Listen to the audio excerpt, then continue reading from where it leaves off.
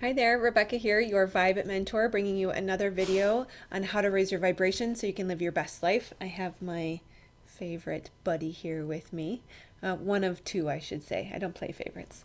Yeah, I just wanted to give you a brief rundown on all of the different types of negative thoughts that we need to be aware of. So, in my work, my courses, and coaching, we talk a lot about the need to manage thoughts. So essentially, in order to raise your vibration, you have to understand sort of this system that we have, the circular system in our life. It is our creative manifesting mechanism, and it also is the key to raising your vibration, or one of many, right? So essentially, what happens is you may have some sort of external stimuli, or a thought may just pop into your head. But the key is we want to start with the thoughts, right? So our manifestation abilities, our manifestation cycle or system starts with the thoughts, right? And regardless of where they come from, when we have a thought, the brain has to match our thoughts in chemistry, right? So when we give the brain a picture, it has to match that picture with appropriate chemistry. And so if you see someone, because it's really all about your perspective, right? If you see someone and they appear to be a threat, your perception, your interpretation is that's not good. That person is going to hurt me. And so the brain has to trigger your sympathetic nervous system, your flight or fight mechanisms. It triggers cortisol and adrenaline in your body. It says, get the heck out of there, right? So your whole body is flooded with the feeling of, oh crap, right? Oh shit, if I'm allowed to say that on YouTube, I better run, right? So you can just imagine all of these stress hormones flooding your body, right? And so then how are you going to feel, right? You're going to tense up.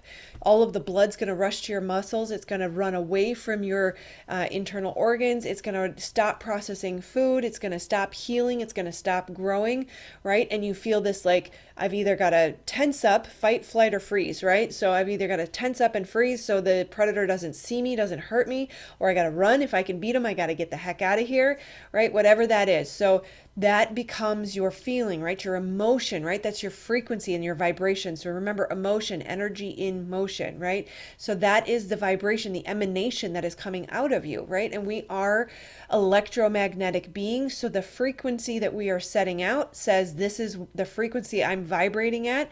I need to draw to me what is a match to that frequency or vibration, right? And so that is our cycle, right? It may be external trigger, it may be thought coming from wherever. We have the thought, the blood, the body is flooded with the chemicals. We have the feeling, we have the emotion. It invokes an action, right? A behavior, right? And then that is our vibration, and that is our attraction point, right? So it really boils down to understanding the thoughts. And certainly I am oversimplifying a fairly complex system. It's really not as difficult as it may seem once you understand the rules of the game. So essentially, I like to equate the universe as the game, the simulation that we're in, right? There are boundaries and certain laws and rules that apply. And once you understand the game you're playing and how to play it, it does become it's easier, right? More simple. It becomes second nature, right? And that's why it's easier. It's not necessarily easy in the beginning when you're first starting, because you're rewiring your brain, right? You're using your conscious mind to change atoms from waves to particles, right? Or from particles to waves, or however it goes, right? Quantum physics, right? There's science behind all of this, and it seems difficult at first because it's kind of like throwing the car in reverse, right? But once we figure it out and we understand how it works, it becomes second nature. You get in the flow of it, you get momentum, and it does become much easier. But for the sake of this video, it starts with identifying the thoughts. So oftentimes with my clients, I kind of hear, how do I get out of this thought loop? How do I get out of negative thinking? And it really starts with identifying the types of negative thoughts, because they will kind of slip by, right? We have, and I'm going to use a range of quotes here because it really depends on who you ask. They've got different numbers, but we have anywhere from 80 to 90,000 thoughts a day. And 80 to 90% of those are repeated. And again, 80 to 90% are negative, right? And that is the average current state, right? So that does not mean that it has to be our norm.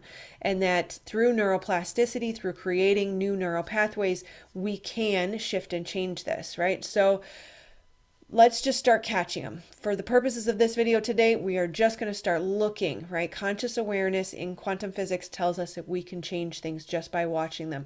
So let's create some awareness around this. What types of negative thoughts are we looking for, right? All or nothing thoughts, number 1 out of 11, all or nothing thoughts.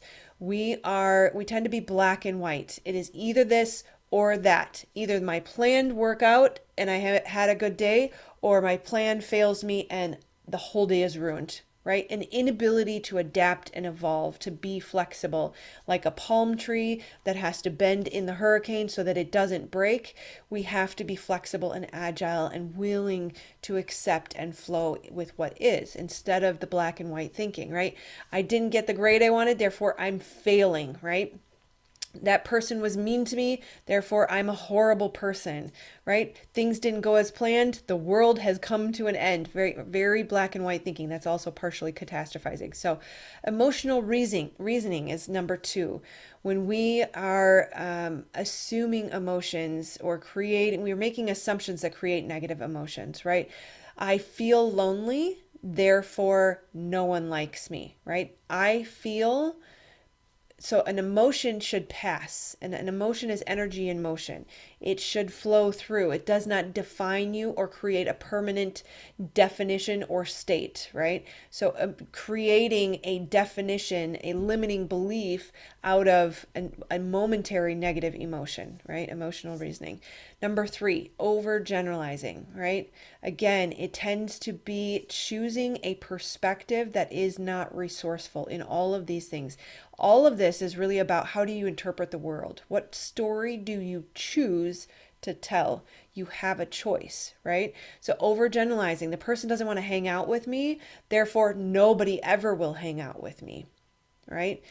This is one moment in time that you have an opportunity to choose a meaning about, and you are choosing to make a limiting belief out of it and dictate the rest of your life by that, right? And that's not helpful, unresourceful, right?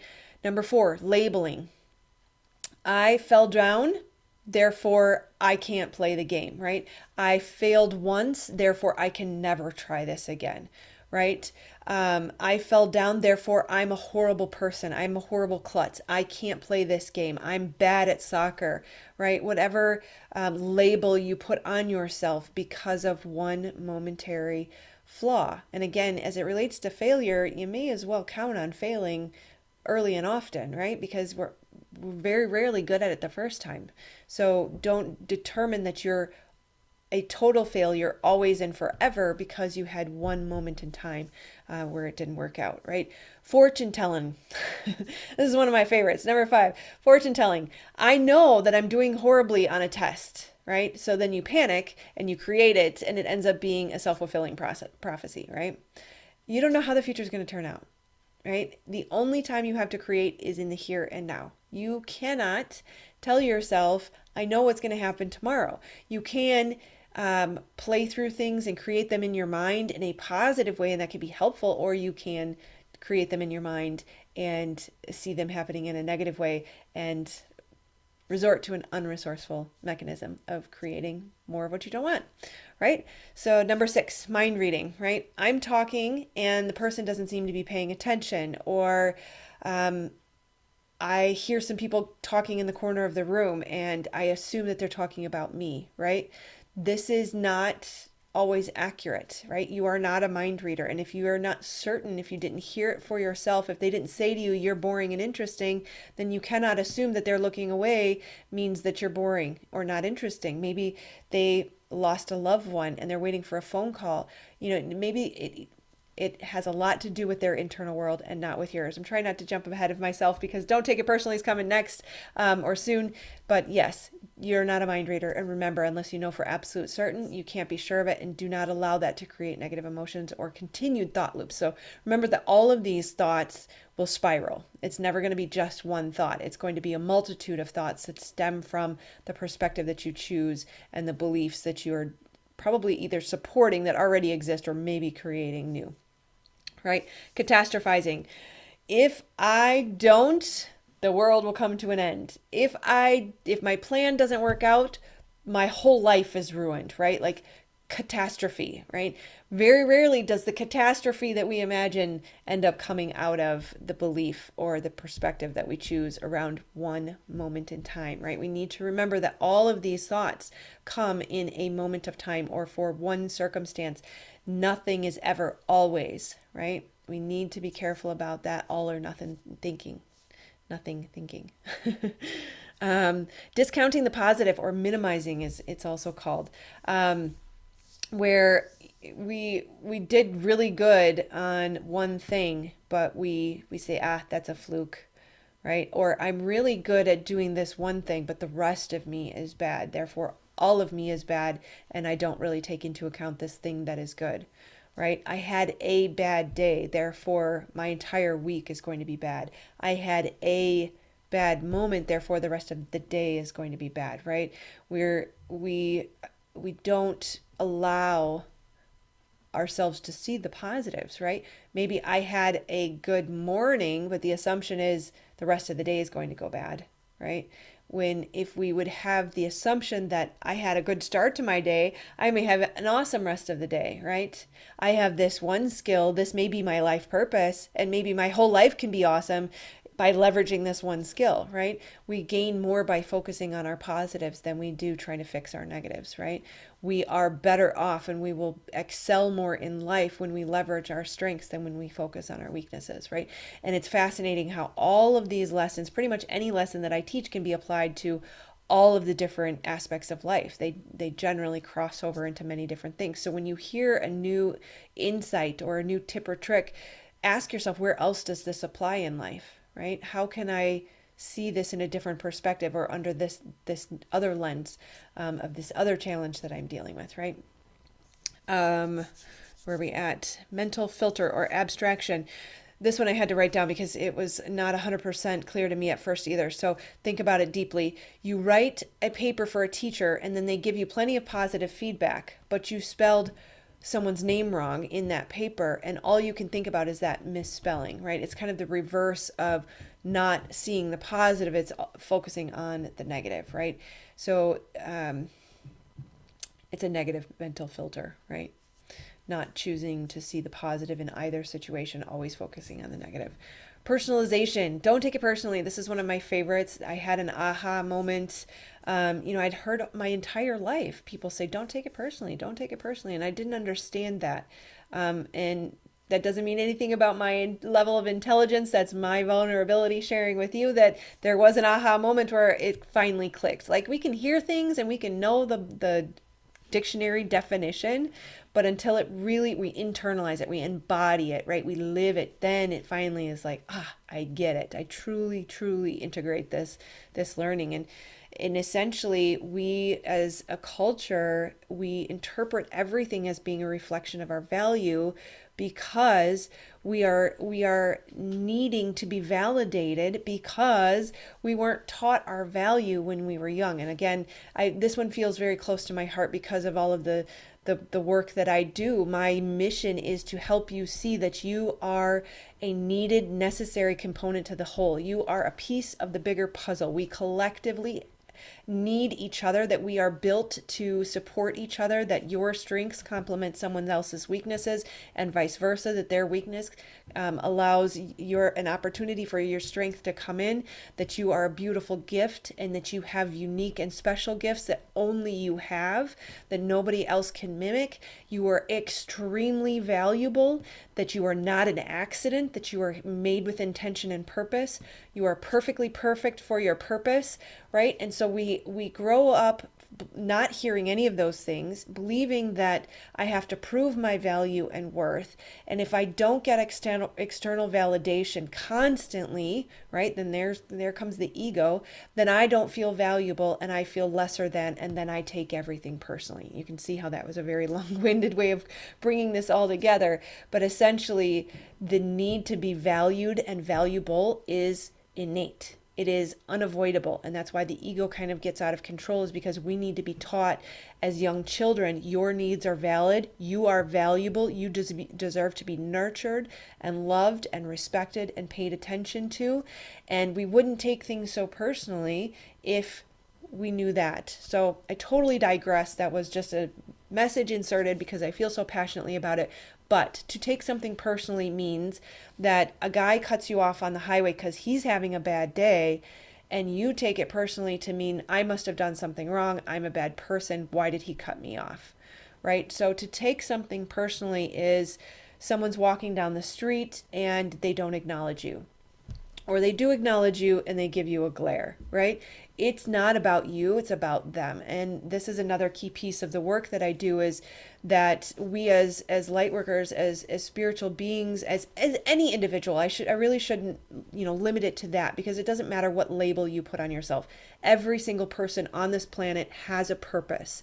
And when we understand that purpose, we feel very, oh, sorry, my dog just jumped down. We feel very confident in who we are, and we feel very strong in our self-worth and our knowing, and we live a good life and we're happy. When we don't have those things, when we don't live a good life, when we're not happy, we are at dis-ease constantly. We're unhappy. We're fallible, right? We break in the wind. Instead of being the palm tree that can bend, we snap, right? And so then we're carrying this soul sickness, right? The dark night of the soul, that it is kind of our soul sickness comes from not knowing our value, not living our purpose, and we're unhappy.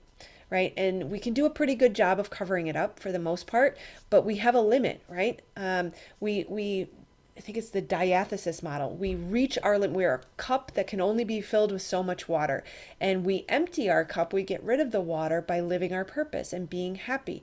But our society hasn't taught us how to do that. And so we're constantly full, and we're constantly giving somebody the glare or cutting somebody off. It doesn't take much to push people over the edge these days.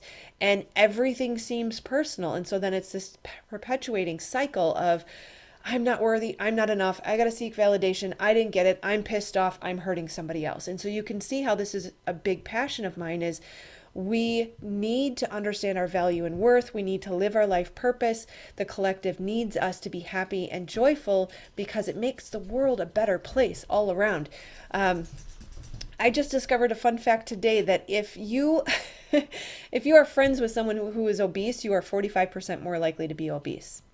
If your friend is friends with someone who's obese, but you don't know that friend, you are still 20% more likely to be obese.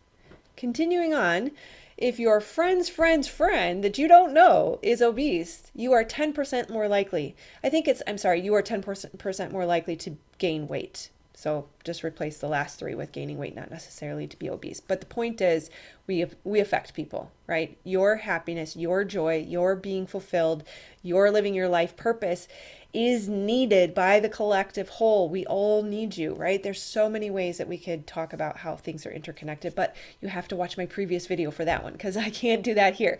I have to stay on track.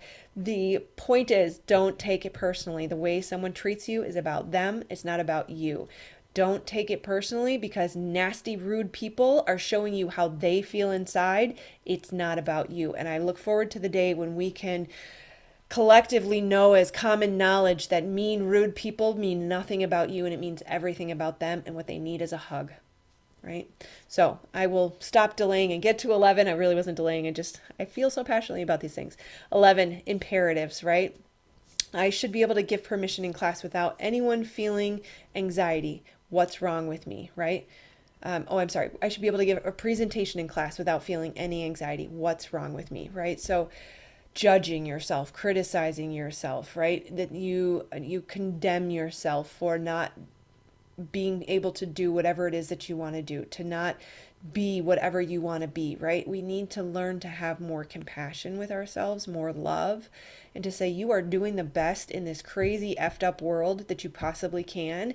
Everything that you've experienced so far has been amazingly awesome and perfect to teach you what you need to learn, that you're surviving. Like, the fact that anybody's alive right now is a freaking miracle. I'm not going to go into the whys, but our environmental stresses are unbelievable right now. And so give yourself a break, right?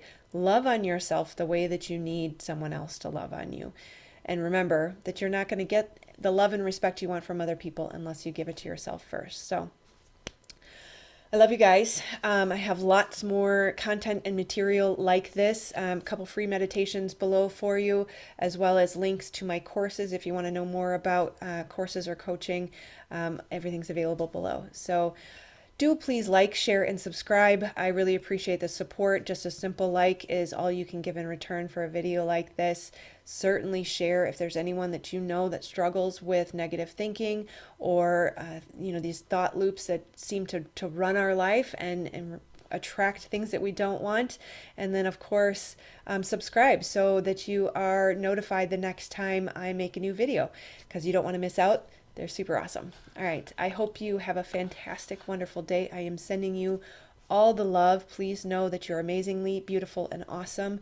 And I view you as my friend. If you are here with me, I would love to be able to get to know you and support you. So leave me a comment and say hi. All right. I will see you on the next video. Namaste, my friends.